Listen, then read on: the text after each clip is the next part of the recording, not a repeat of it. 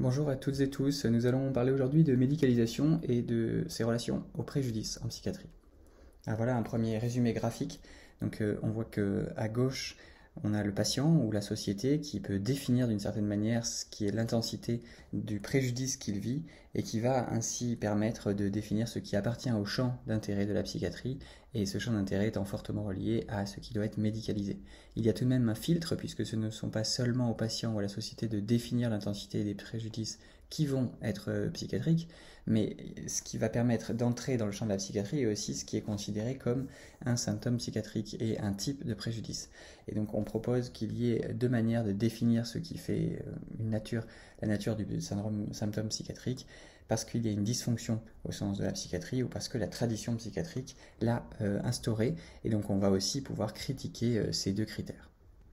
Alors, une première observation, c'est que pour vraiment définir les troubles psychiatriques, il faut borner la médicalisation, c'est-à-dire ne pas avoir de sous-médicalisation ou pas de surmédicalisation, mais plutôt une juste médicalisation. Alors, il est communément avancé que les conditions qui sont définies comme des troubles psychiatriques, elles appartiennent au champ d'intérêt de la psychiatrie, elles seront médicalisées. Donc, ce qui est un trouble psychiatrique appartient à son champ d'intérêt, et ce qui est une condition non définie comme un trouble psychiatrique n'appartient pas à son champ d'intérêt, et donc non médicalisé.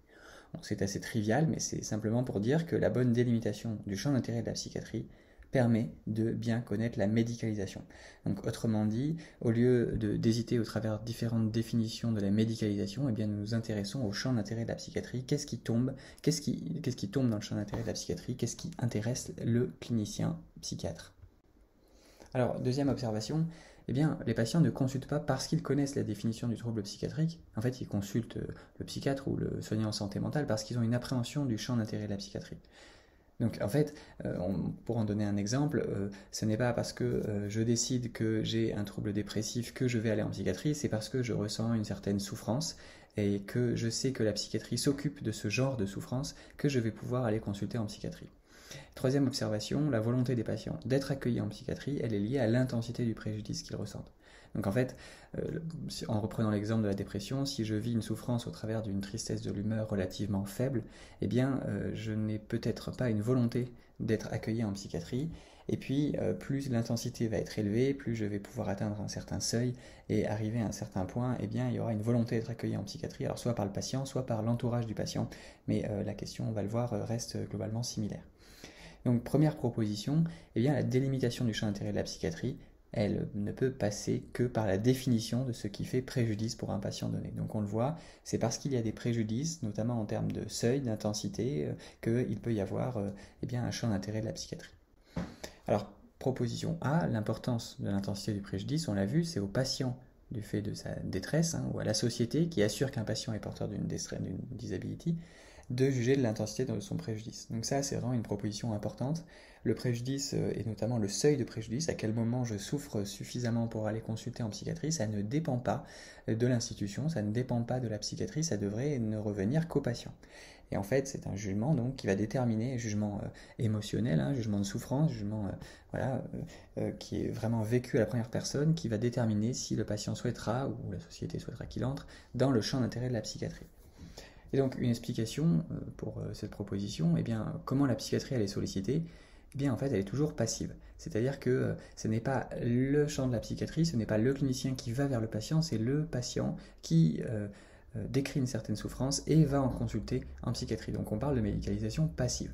Et donc le champ de l'intérêt de la psychiatrie, elle relève alors de tout préjudice qui dépasserait les capacités de diagnostic et de prise en charge entre guillemets de la psychologie populaire ou d'autres institutions. Par exemple, si le patient cela ne peut suffire qu'il ait le soutien de ses proches ou le soutien d'un chaman, va aller consulter la psychiatrie. Autrement dit, le clinicien s'occupe de préjudices trop importants en intensité pour être pris en charge par la société dans laquelle évolue le patient. Alors, il y a un problème de ça, c'est que si on soutient que c'est au patient de juger ce qui doit être médicalisable, ça ne signifie pas que tout type de préjudice peut être médicalisé et tomber sous le champ d'intérêt de la psychiatrie. Il faut bien sûr qu'il y ait un certain filtre des patients qui se présentent avec un préjudice jugé intense par le patient ou la société. Alors, on va le voir par la suite, ça ne veut pas dire que la psychiatrie doit décider de ce dont elle doit traiter, par exemple ne voir qu'une clinique entre guillemets pure, ne prenant en compte que les symptômes. Par contre, elle doit pouvoir avoir un certain mot à dire sur ce qui doit rentrer dans son champ d'intérêt. On va le voir par la suite. On affirme ainsi que l'intensité du préjudice, certes, peut être décidée par le patient, mais il y a des types de préjudices auxquels le psychiatre doit avoir affaire, et autrement, il y a certains types de préjudices qui ne relèvent pas du champ d'intérêt de la psychiatrie. Et donc, pour essayer de répondre à cela, à ce problème de A, eh bien, il y a des critères qui devraient être nécessaires et suffisants pour déterminer ce qui fait un préjudice. Alors, donc, on va essayer de définir des préjudices qui appartiennent à la psychiatrie. La condition du patient est une mauvaise chose, la personne n'a pas eu de chance et elle peut être traitée médicalement. S'il y a ces 3 critères, eh bien, finalement, le préjudice pourrait être traité et pris en charge dans le champ d'intérêt de la psychiatrie. Autre tentative de critères nécessaires et suffisants pour savoir si un préjudice appartient à la psychiatrie. Il faudrait réfléchir de manière rationnelle au fait que le ressenti du préjudice soit néfaste, soit préjudiciable à la personne, le fait de passer en revue avantages et inconvénients potentiels de ce préjudice et d'utiliser la cohérence entre un préjudice donné et des similaires qui sont sans équivoque. Donc en fait, c'est des tentatives de définition, de savoir si un préjudice doit appartenir à la psychiatrie ou non, et c'est des critères qui sont particulièrement imprécis. Alors pourquoi ? Eh bien, une réponse à A par une autre proposition qu'il faut poser, proposition B, c'est qu'en fait les types de préjudices appartenant au champ d'intérêt de la psychiatrie dépendent de la définition des symptômes psychiatriques. Alors je vais expliquer ça.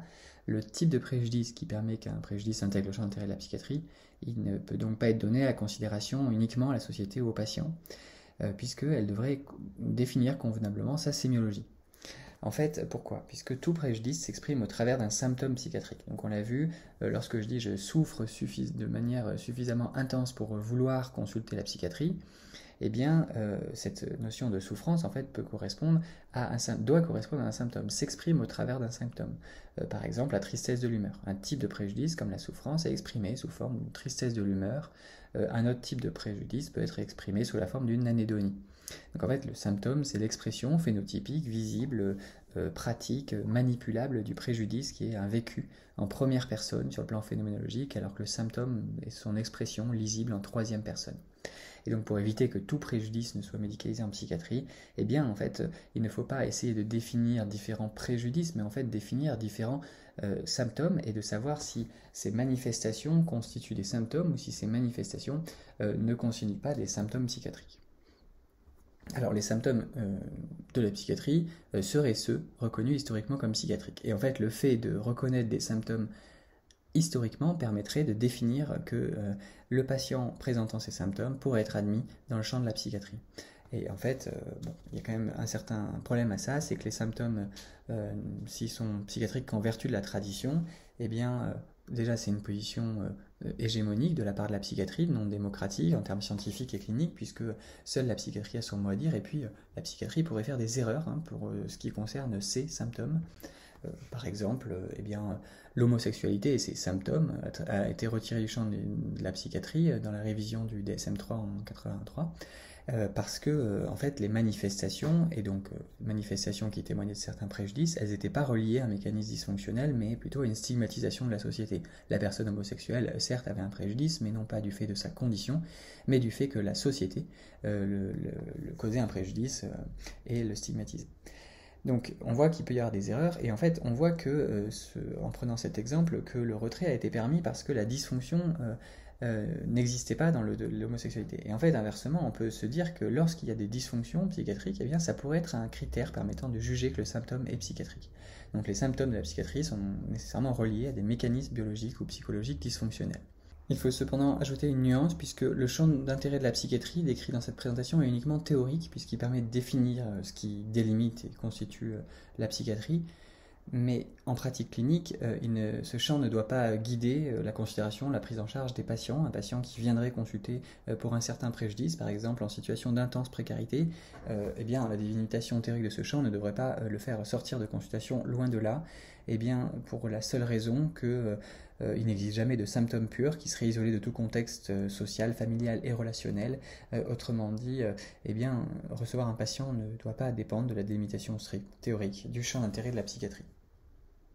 Alors en conclusion, si on veut essayer d'avoir un algorithme de décision reprenant en compte tous ces éléments, premier cas, le patient ne présente pas de préjudice, il n'y a pas de recours à la psychiatrie. Donc c'est vraiment au patient de décider s'il y a un recours à la psychiatrie, évitant par là une forme de surmédicalisation ou de sous-médicalisation, puisque finalement c'est le patient qui est décisionnaire, ou l'entourage du patient.